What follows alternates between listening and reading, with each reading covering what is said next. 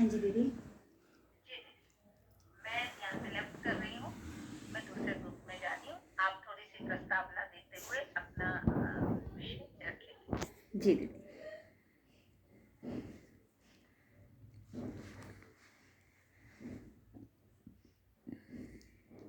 पहले क्षमा चाहूँगी, क्या आप की कोई संचालिका है आपके ग्रुप की जो इस व्याख्यानमाला का संचालन कर रही हैं?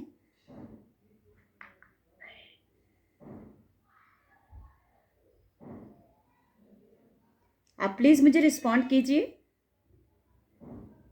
हाँ जी मैम, मैं प्रकृति टंग हॉस्टल की वार्डन हूँ। तो मैम आप शुरू कर दीजिए, फिर आप जब मुझे समय देंगी तो हम बोलना शुरू कर देंगे। मैम, हमें ऐसी कोई इन्फॉर्मेशन नहीं थी कि मतलब कौन से बोलेंगे और किस टॉपिक पे बोलना है आज, तो वो हमें नहीं बताया गया है। तो आज आप ही बता दीजिए मैम, क्योंकि हमें नहीं पता था। हमें सिर्फ ये बोला है कि ग्रुप बनाना है और इस पे ऐड होना है और आपको लिंक भेजना है। बाकी हमें और कोई इन्फॉर्मेशन नहीं थी कि कौन से आज आ रहे हैं रिस्पेक्टेड पर्सन हमें कुछ बताने के लिए। अच्छा मैम, आप मुझे बता सकती हैं आपका जो ये ग्रुप है ये नर्सिंग हॉस्टल है? हाँ जी मैम, नर्सिंग हॉस्टल है, गुरु द्रोणाचार्य कॉलेज ऑफ नर्सिंग का। अच्छा, गुरु द्रोणाचार्य हॉस्टल है ना? कॉलेज, हाँ जी। गुरु Dronacharya college of nursing, college of hostel number 1 tongue. Nursing. Okay ma'am, okay, ठीक है। आप गुरु द्रोणाचार्य कॉलेज ऑफ नर्सिंग की वार्डन प्रकृति और जितने भी स्टूडेंट्स इसमें जो जुड़े हैं, आप सभी को सबसे पहले मेरा नमन। अब मैं आपको थोड़ा सा बताती हूँ कि ये व्याख्यानमाला क्या है और क्यों आवश्यक है। जैसा आप सभी को पता है कि आज़ादी के 75 वर्ष पूरे होने वाले हैं, जो कि 15 अगस्त 1947 को हमें आज़ादी मिली थी। उसके 75 वर्ष 15 अगस्त को पूरे हो जाएंगे। तो सरकार ने योजना चलाई थी कि इन 75वें वर्ष को अमृत उत्सव के रूप में मनाया जाए और पूरे 75 दिन व्याख्यानमालाएं चलें। जो हमारी विशेष क्रांतियां इसमें रही हैं उसके विषय में बच्चों को बताया जाए। एक एक जन जन तक इस क्रांति के बारे में बताया जाए, उस बलिदान के बारे में बताया जाए जिसके कारण हमें इतनी बड़ी आज़ादी मिली थी। मेरे प्यारे बच्चों, ये जानना आवश्यक है। मैं जानती हूँ कि व्याख्यानमाला हमारे लिए आवश्यक क्यों है, और दूसरा, ये कॉलेज में लेक्चर करवाने का क्या औचित्य है। आज़ादी हमें किसी प्लेट में परोसकर किसी ने नहीं दी, ये तो आप सभी जानते हैं।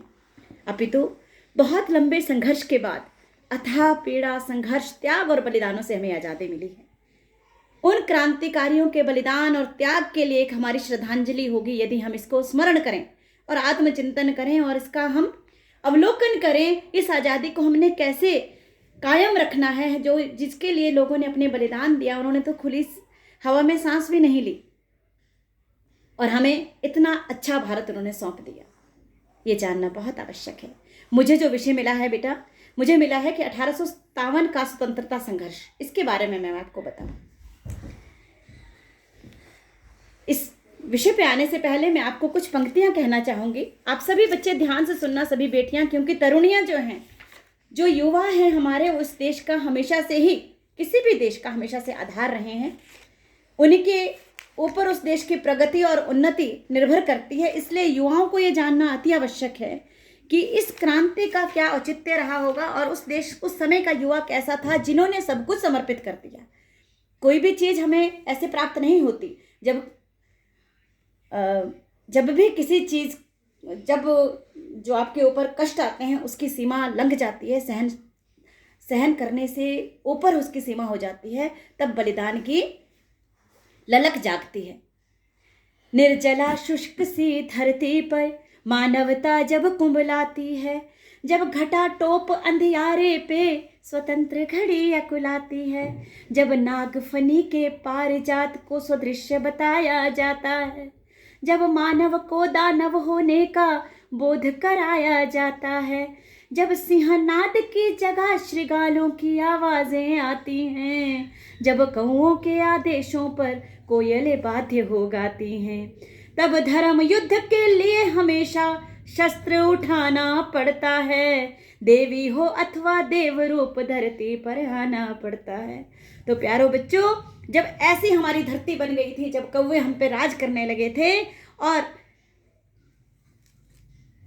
अपमान से हम जी रहे थे, उस समय वो क्रांतिकारी देव या देवी बनके इस धरती पर अवतरित हुए और उन्होंने अपने बलिदान से हमें स्वतंत्रता दिलाई। ये स्वतंत्रता हमें ऐसे नहीं मिलती। या इस 1857 का संघर्ष क्या था, इसके बारे में हमें जानकारी नहीं मिलती यदि वीर सावरकर जी की पुस्तक 1857 का स्वतंत्रता समर हमें पढ़ने को नहीं मिलता। जब ब्रिटेन में 1857 की क्रांति के 50 वर्ष पूरे हुए 1907 में, और ब्रिटेन इसको अपने विजय दिवस के रूप में बहुत धूमधाम से मना रहा था। समाचार पत्रों में इसके विशेषांक निकाले जा रहे थे और ब्रिटिश शौर्य का जमकर बखान हो रहा था। और हमारे स्वतंत्रता संग्राम को कुछ राजाओं का गदर बताते हुए रानी लक्ष्मीबाई, नाना साहब पेशवा जैसे श्रेष्ठ भारतीयों को हत्यारा और उत्पाती बताया जा रहा था। तो इन्हीं देशभक्तों को, जो उस समय ब्रिटेन में रह रहे थे, इस परिदृश्य को देखकर उनकी आत्मा कलप गई। प्रख्यात विद्वान देशभक्त श्यामजी कृष्ण वर्मा के इंडिया हाउस में रहकर इंग्लैंड में वकालत कर रहे नौजवान विनायक दामोदर सावरकर ने 1857 की वास्तविकता सामने लाने की योजना बनाई। उन्होंने इंडिया हाउस के मुखर्जी की अंग्रेज पत्नी की सहायता से वहां की लाइब्रेरी में प्रवेश पा लिया और अंग्रेजों की नाक के नीचे अंग्रेजों की गोपनीय दस्तावेजों का अध्ययन किया और उन्होंने एक पुस्तक लिखी 1857 का स्वतंत्रता समर। और कमाल देखिए बेटा कि 1857 का वास्तविक इतिहास वर्णन करने वाली इस पुस्तक ने स्वयं इतिहास रच दिया। यह विश्व की इकलौती ऐसी पुस्तक बन गई जिस पर प्रकाशन के पूर्व ही प्रतिबंध लगा दिया गया। यह केवल इसके नाम की ही दहशत थी, क्योंकि अंग्रेज जिसे साधारण सा विद्रोह या गदर बता रहे थे, उसे स्वतंत्रता संग्राम बताना उनको कैसे सहन होता। परंतु यह पुस्तक देशभक्त क्रांतिकारियों के लिए तो गीता बन गई। इसकी एक एक प्रति गुप्त रूप से एक हाथ से दूसरे हाथ में होती हुई अनेक अंतःकरणों में क्रांति की ज्वाला सुलगा जाती थी। जिस समय ब्रिटिश सरकार अपनी विजय का गुणगान कर रहे थे और इस क्रांति को अपनी विजय बताते हुए इसके ब्रिटिशों का शौर्य गान कर रहे थे, उसी समय जो हमारे भारतीय देशभक्त थे उनको वो बहुत अपमानित महसूस कर रहे थे। उन्होंने इस 50वीं वर्षगांठ को अपनी छाती पर चमकीले बिल्ले लगाकर उपवास रखकर और देश की स्वतंत्रता तक अपनी लड़ाई को जारी रखकर प्रतिज्ञा लेकर की, जिससे अंग्रेज तिलमिला उठे। कई जगह तो भारतीय युवकों से उनकी झड़प तक हो गई। अब अंग्रेजों को अपने ही घर में भारतीय राष्ट्रवाद के उग्र रूप का साक्षात्कार हो रहा था। बेटा ये समझना बहुत जरूरी है कि सावरकर जी जानना क्या चाहते थे। वो जानना चाहते थे कि क्या 1857 एक आकस्मिक सिपाही विद्रोह था, क्या उसके नेता अपने तुच्छ स्वार्थों के लिए उस विद्रोह में कूद पड़े थे, या किसी बड़े लक्ष्य की प्राप्ति हेतु एक सुनियोजित प्रयास कर रहे थे। अगर हाँ, तो इस योजना में किसका मस्तिष्क काम कर रहा था, इसका स्वरूप क्या था। क्या 1857 एक बीता हुआ बंद अध्याय है या भविष्य के लिए प्रेरणादायी जीवंत यात्रा है। भावी पीढ़ियों के लिए 1857 का संदेश क्या है, ये सारे प्रश्न उनके मन में उठ रहे थे और वो इसका उत्तर खोजना चाहते थे और उन्होंने खोज भी लिया। 1.5 साल तक उन्होंने निरंतर अध्ययन करके जब इस पुस्तक को लिखा, उन दस्तावेजों को खंगाला, तो उन्होंने सत्य की खोज कर डाली। उन्होंने कहा कि 1857 का विद्रोह कोई मामूली विद्रोह नहीं था, यह तो स्वतंत्रता समर था। आइए हम सब इस प्रमाणिक 1857 के स्वतंत्रता समर का पुनः स्मरण करते हैं। सावरकर जी बहुत बड़े बुद्धिमान और लेखक थे। मेरे प्यारे बच्चों, हो सकता है आपको ये बोरिंग लगे, लेकिन बोरिंग बिल्कुल नहीं है बेटा। आपको ये जानना बहुत बहुत आवश्यक है, क्योंकि आप युवा पीढ़ी हैं। वो 1857 की क्रांति क्या थी, उसमें हमारे लिए क्या क्या छुपा था, ये आपको जानना बहुत आवश्यक है। सावरकर जी जानते थे कि इतनी बड़ी क्रांति की नींव के पीछे कोई बहुत बड़ा तत्व तो जरूर रहा होगा। सिर्फ कारतूसों का डर इसका कारण नहीं रहा होगा। तो वो तत्व कौन से थे जिसने हजारों शूरवीरों की तलवारों को उनकी म्यानों से खींचकर रणांगण में ला खड़ा किया। निस्तेज हुए मुकुटों को सतेज करने वाले और टूटे पड़े ध्वजों को फिर से खड़ा करने वाले वो तत्व कौन से थे। वो कौन से तत्व थे जिसके लिए मस्जिद और काशी के मंदिरों में प्रार्थनाएं हो रही थी। ये तत्व थे बेटा स्वधर्म और स्वराज्य। इस महासमर की मूल प्रेरणा स्वधर्म और स्वराष्ट्र की रक्षा और अंग्रेजों को भारत से खदेड़ने की थी। ये क्रांति शुरू हुई बेटा 1848 से, जब डलहौजी भारत आया। स्वभाव से जिद्दी, दुसाहसी राजनीतिज्ञ, जिसका एकमात्र उद्देश्य था भारत को लूटना, उसका पहला निशाना बना पंजाब।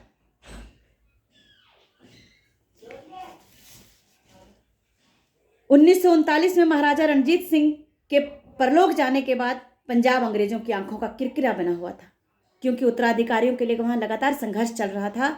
इसलिए अंग्रेज अभी इसको अपने कब्जे में नहीं ले पा रहे थे। परंतु जैसे ही रणजीत सिंह की मृत्यु हुई और उनके 1 वर्ष बाद उनके पुत्र खड़क सिंह की भी मृत्यु हो गई, फिर दूसरे पुत्र की भी मृत्यु हो गई, अंततः उनका जो सबसे छोटा पुत्र था दिलीप, वो उसको जब राज्याभिषेक उसका किया गया तो अंग्रेजों ने कुछ ऐसी चाल चली कि वो गुजरात के दरवाजे से अंदर आ गए और उन्होंने पंजाब पर अपना कब्जा कर लिया। महाराजा रणजीत सिंह की पत्नी घुट घुट कर मरने लगी और पुत्र दिलीप सिंह रोटी रोटी के लिए मोहताज हो गया बेटा। जो कोहिनूर हीरा कभी महाराजा रणजीत सिंह के मुकुट की शोभा बढ़ाया करता था, उसको लूट लिया गया और उसको ब्रिटिश मुकुट में लगाने के लिए भेज दिया गया। डलहौजी का दूसरा निशाना बना सतारा, वो सतारा जिसकी गद्दी पर शिवाजी कभी अभिषिक्त हुए थे बेटा। 1848 को सतारा के अंतिम महाराज अप्पा साहब के मरने के बाद उनके दत्तक पुत्र को मान्यता ना देते हुए सतारा को अंग्रेजों ने अपने हुकूमत में ले लिया। इस अन्याय की शिकायत करने जब रंगोजी बापू लंदन गए तो उसी समय उन्होंने नागपुर को अपना निशाना बना लिया। विदर्भ के इस प्रांत के साथ अंग्रेजों के बहुत मैत्रीपूर्ण संबंध थे, लेकिन सपोलों की तो मित्रता भी बुरी, इसलिए ये मित्रता ही उनके सर्वनाश का कारण बना। नागपुर की गद्दी पर बैठे 47 वर्षीय राघोजी की मृत्यु के बाद उनके निसंतान होने के कारण उनके दत्तक पुत्र को इन्होंने शासक नहीं बनाया और अंग्रेजों ने नागपुर का 76,432 वर्ग किलोमीटर का विस्तृत साम्राज्य अपने राज्य में मिला लिया। वहाँ के जितना बेटे धन दौलत थी, सोना चांदी था, उसकी नीलामी कर दी गई, सब कुछ बेच दिया गया। महारानी अन्नपूर्णा जब जीवन के अंतिम क्षण गिन रही थी, उसी समय उनका शयन कक्ष खोदा जा रहा था। इस असहनीय अपमान से अन्नपूर्णा माँ की डेथ हो गई। उसी समय एक अन्य कुल कलंकिनी रानी बांकाबाई अंग्रेजों की पिट्ठू बन गौरव महसूस कर रही थी। भारत की विडंबना यही रही है कि हम बाहरी शक्तियों से तो लड़ जाते हैं, लेकिन जो अंदर शत्रु पैदा हुए हैं, जो घर के अंदर शत्रु पैदा हुए, उनसे बचना बहुत मुश्किल है। और उन्हीं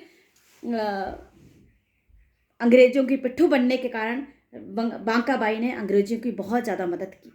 एक और भी हमारे महानुभव ऐसे हुए हैं, बाजीराव, जिन्होंने 1818 में 8 लाख की वार्षिक पेंशन अंग्रेजों के नाम कर दी।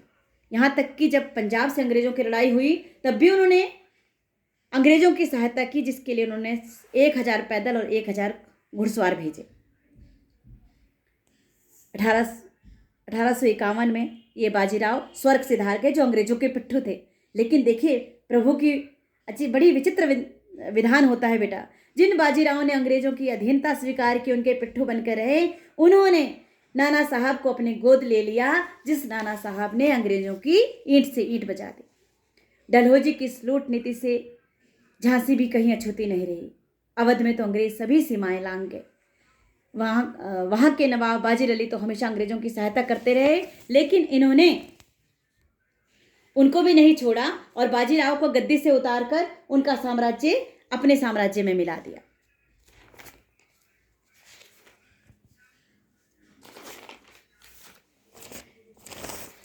अंग्रेजों की लूटपाट की नीति से अब चारों तरफ एक ज्वाला भड़क रही थी। यह कोई तात्कालिक घटना नहीं थी बेटा। इसके लिए योजनापूर्ण, जो 1857 की क्रांति, इसके लिए बड़ा योजनापूर्वक काम किया गया था। इसमें जो मुख्य भूमिका निभाई थी वह स्वयं पेशवा के उत्तराधिकारी नाना साहब ने निभाई थी। उनके छत्रपति शिवाजी के वकील अली मुल्ला खां को अंग्रेज और रंगोजी बापू जी अपनी समस्याएं लेके अंग्रेजों के पास गए, लेकिन अंग्रेज कहाँ सुनवाई करते थे। अंग्रेज तो हमेशा से ही हमारे विरुद्ध थे और उनका एकमात्र जो लक्ष्य था वो भारत को लूटना ही था। तो इसलिए उनकी जब बात नहीं सुनी गई तो उन्हें एहसास हुआ कि अब ये बात ऐसे नहीं बनेगी, क्यों ना हम जगह जगह अपने प्रवास करें, लोगों को जागृत करें और उनके अंदर इस क्रांति के लिए क्रांति की शुरुआत करें। अब हमें पता है बेटे कि भारत पर कब्जा होने के बाद ही अंग्रेजों ने भारतीयों को ईसाई बनाने का काम शुरू कर दिया था। देश भर में जो सेना में भर्ती लोग होते थे उन भारतीयों को ईसाई बनाया जाता था, और जो ईसाई बनने से मना करते थे उनकी पदोन्नति नहीं होती।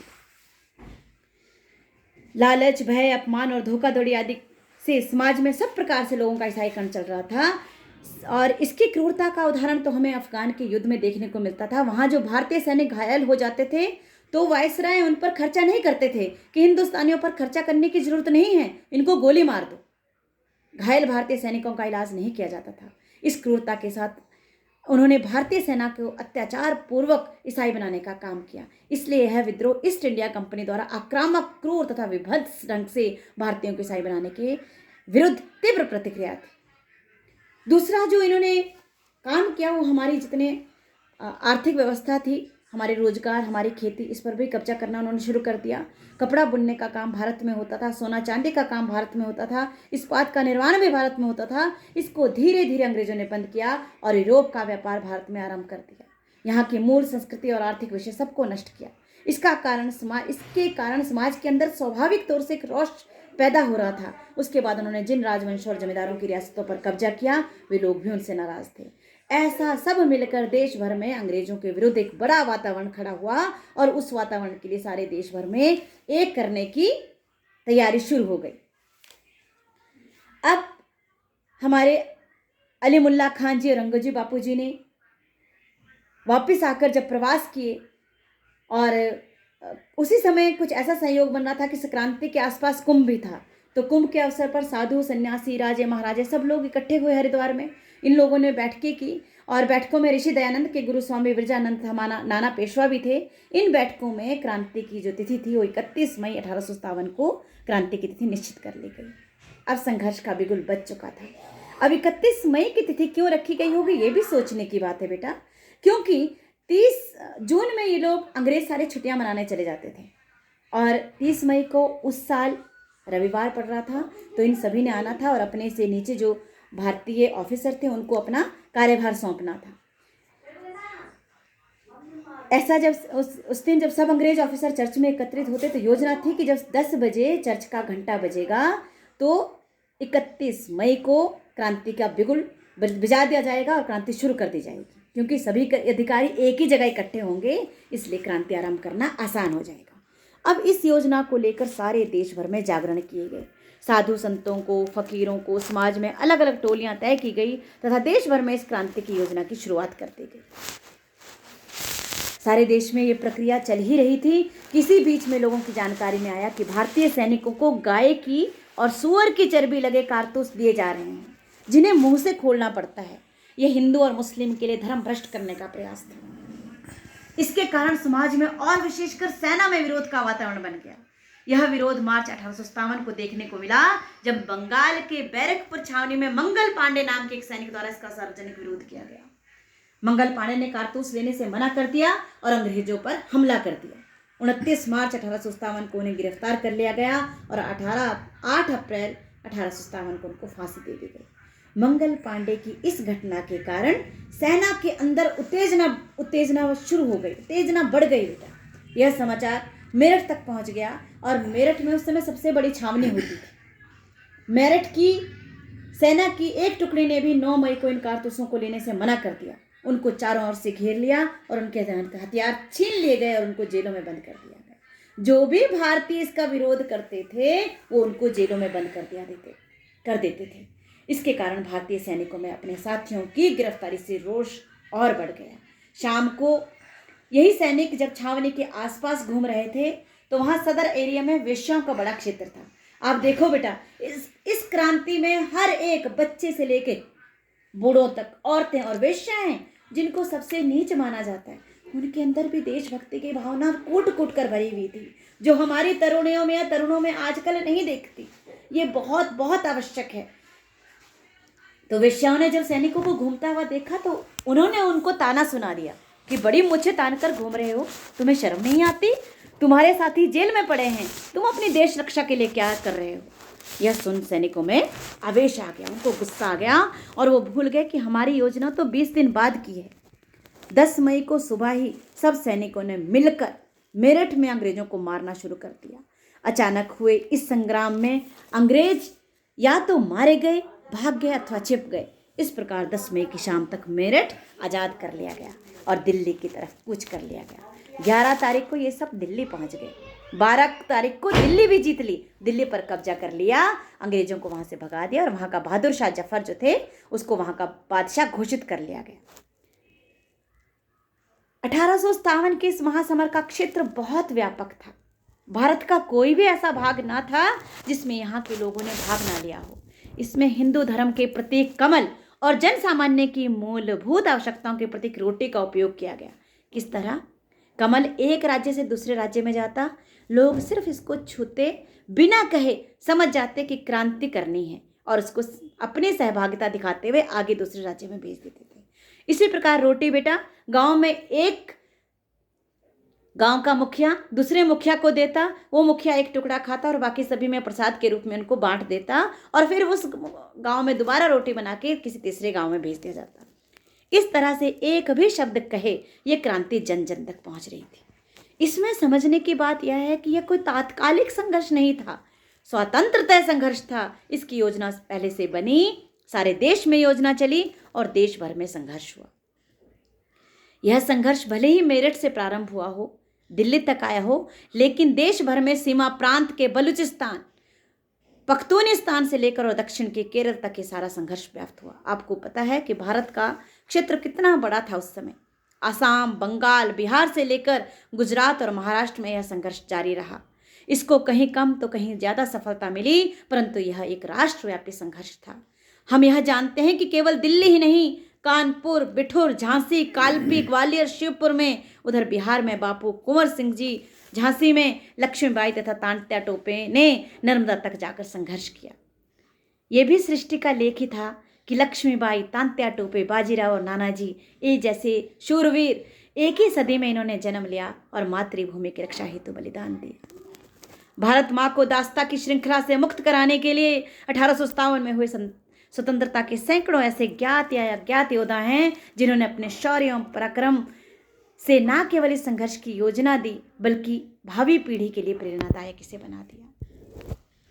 रानी लक्ष्मीबाई के बारे में तो आप सभी जानते हैं, सभी ने सुना है। मैं तो चंद पंक्तियों में उनकी व्याख्या करूंगी बेटा, ध्यान से सुनना और समझना, क्योंकि रानी लक्ष्मीबाई हम तरुणियों, आप तरुणियों के लिए एक ऐसा उदाहरण है। अगर उसका एक अंश मात्र भी हमारे अंदर रह जाए तो हम कभी भी किसी षड्यंत्र का, किसी दास्ता का शिकार नहीं हो सकते। गौरों की सत्ता के आगे जब वीरों के थे झुके भाल, झांसी पर संकट आया तो जल उठी शौर्य की महाज्वाल।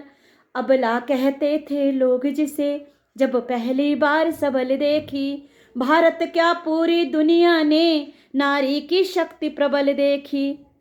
पति परम धाम को चले गए, मैं हिम्मत कैसे हारूंगी, मर जाऊंगी सम्रांगण में या तो गोरों को मारूंगी। शिशु पृष्ठ भाग पर बांध दिया, बल गाय साधी दांतों में, होकर घोटक सवार फिर गह लिए खड़ग निज हाथों में।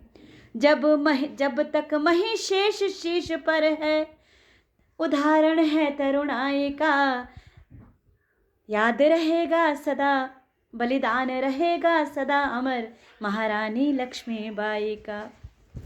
तो बेटा महारानी लक्ष्मीबाई तो एक ऐसा उदाहरण छोड़ के गई जिन्होंने अंग्रेजों की ईंट से ईंट बजा दी थी। अंतिम क्षण तक अपना बच्चा पीठ पर बांध कर भी वो रण युद्ध में गई। दुनिया के इतिहास में किसी जन क्रांति में इतनी बड़ी संख्या में लोगों की भागीदारी नहीं हुई, जहां करोड़ों की संख्या में लोग संघर्ष के लिए सड़कों पर उतर आए हो और लाखों की संख्या में जहां लोगों ने बलिदान दिया हो। इस संघर्ष में सभी प्रकार के लोग शामिल थे, केवल राजा या जमींदार नहीं, सैनिक, जन सामान्य, किसान, महिलाएं, साधु, सन्यासी, फकीर आदि सभी लोग इसमें सम्मिलित थे।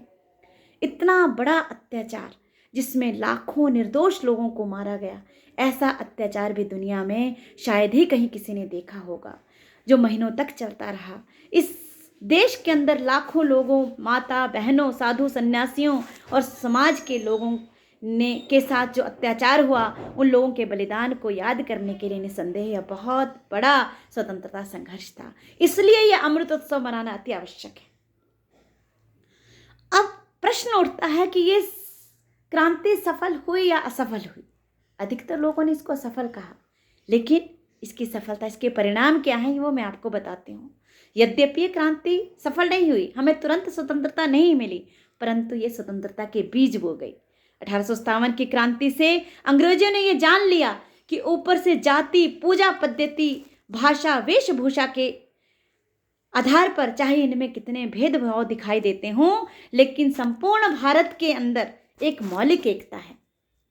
अस्मिता पर, संस्कृति पर, स्वधर्म पर आक्रमण होने पर भारतीय समाज एक साथ खड़ा हो जाता है। यहाँ की संस्कृति को, यहाँ के धर्म को नष्ट नहीं किया जा सकता।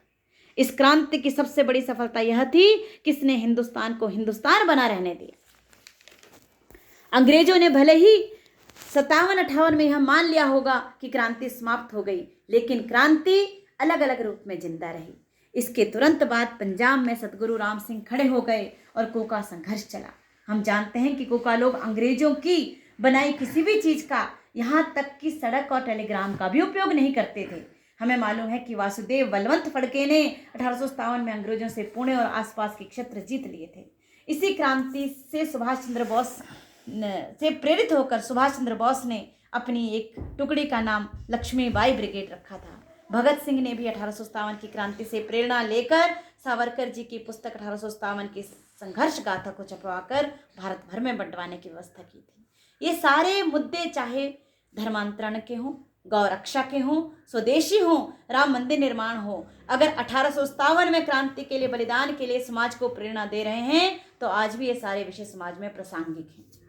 उस समय समाज की सभी जातियां, सभी वर्ग, सभी मत पंथों ने मिलकर आज़ादी की लड़ाई लड़ी थी। आज फिर से आज़ादी के इस अमृत उत्सव पर सारे बलिदानों की गाथाओं को दोहराने का, समाज में देशभक्ति जगाने की आवश्यकता है। मेरे प्यारे बच्चों, अगर मैं सारांश में आपको बताऊं 57 की क्रांति, तो सुनो। 57 का युद्ध खून से लिखी हुई कहानी थी। वृद्ध युवा महिलाओं तक में आई नहीं जवानी थी। आज़ादी के परवानों ने मर मिटने की ठानी थी। 57 का युद्ध खून से लिखी गई कहानी थी। मंगल पांडे की बलि ने संयम का प्याला तोड़ दिया। जगह जगह चिंगारी फूटी, तोपों का मुंह मोड़ दिया। कलकत्ता से अंबाला तक फूटी नहीं जवानी थी। 57 का युद्ध खून से लिखी गई कहानी थी। तलवारों ने तोपे छीनी, प्यादों ने घोड़ों की रास। नंगे भूखे भागे फिरंगी, जंगल में छिपने की आस। झांसी में रणचंडी ने भी भ्रिकुटी अपनी तानी थी। 57 का युद्ध खून से लिखी गई कहानी थी। आज़ादी की जली मशालें नगर गांव गलियारों में। कलकत्ता से कानपुर तक गोली चली बाजारों में। तांत्या बाजीराव कुंवर की धाक शत्रु ने मानी थी। 57 का युद्ध खून से लिखी गई कहानी थी। आज़ादी का महासमर यह चला निरंतर 90 साल। बदली युद्ध नीतियां, लेकिन हाथों में थी वही मशाल। 15 अगस्त को भारत ने लिखी नई कहानी थी। 57 का युद्ध खून से लिखी गई कहानी थी। ये जो घटनाएं मैंने आपको सुनाई, ये संपूर्ण प्रयासों की एक छोटी सी झलकी है बेटा। गुलामी की जंजीरों को तोड़ने के प्रयासों का अंश मात्र है। स्वतंत्रता की बेड़ियों को तोड़ने के सतत, सजीव, निर्भीक, अनवरत संघर्ष का अंश मात्र है।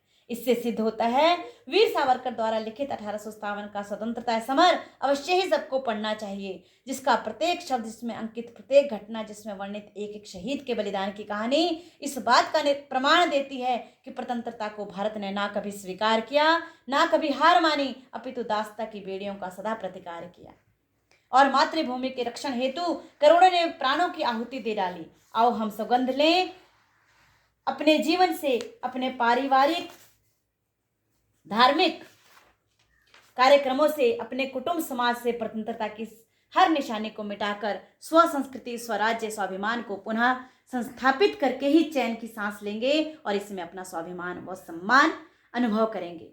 मेरे प्यारे बच्चों, आप लोगों के लिए जानना बहुत आवश्यक है। इन क्रांतिकारियों को के लिए हमारी एक श्रद्धांजलि है अगर हम इनकी क्रांतियों को याद करें, इनके बलिदानों को याद करें और चिंतन करके अपनी आज़ादी जो हमें मिली है इसका संरक्षण करें। वो तभी संभव होगा जब हमारे अंदर राष्ट्रभक्ति होगी। भरा नहीं जो भाव से बहती, जिसमें रसधार नहीं, हृदय नहीं वो पत्थर है जिसमें स्वदेश का प्यार नहीं। अपने देश से बड़ा धर्म कोई नहीं है, कोई धर्म नहीं है। अपने देश से अधिक प्रेम और किसी से नहीं होना चाहिए। अपने संस्कृति पर हमें अभिमान होना चाहिए। इस संस्कृति को आप लोग ही बचा के रख सकते हैं। उठो देश के राम, जगों में तुम्हें जगाने आई हूँ, सो धर्मों का धर्म एक बलिदान बताने आई हूँ। इन बलिदानों को बताने के लिए ये सारे बेटे जो आपके लिए व्याख्यान मालाएं हो रही हैं, रखी गई हैं।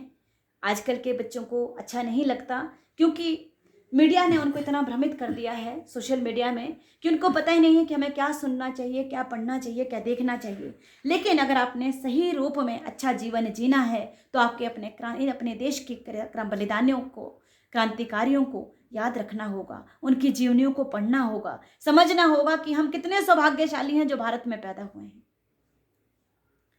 कथा अंत में आपके लिए स्पेशल युवतियों के लिए मेरी ये 4 लाइनें।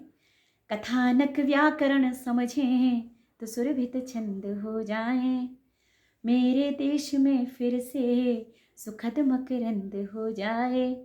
मेरे ईश्वर मेरे दाता ये हम सब मांगते तुझसे, मेरे देश का युवा विवेकानंद हो जाए।